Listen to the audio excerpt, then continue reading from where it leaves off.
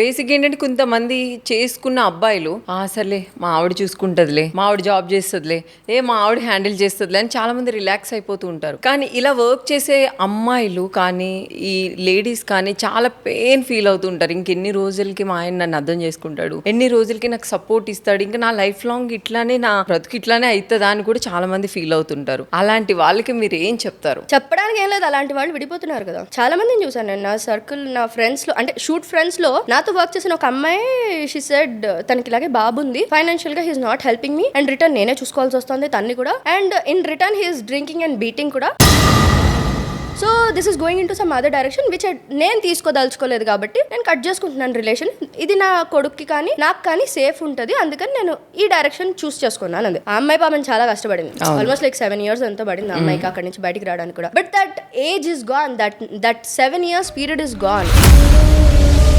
ఇంత డిస్టర్బెన్స్ ఉండే కంటే మ్యూచువల్ అండర్స్టాండింగ్ ఉండి మంచిగా సపోర్ట్ చేసి వైఫ్ ని చూసుకోవడం, దట్ ఈస్ బెటర్ దాన్.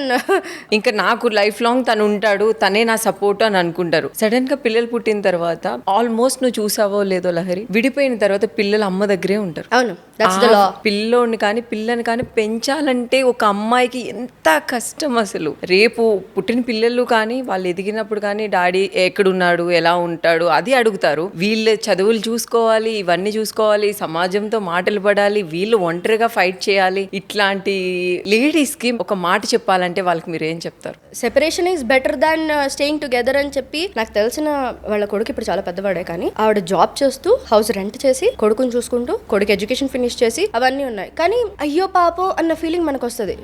మనం ఏమైనా హెల్ప్ చేయగలమా? We can't help her.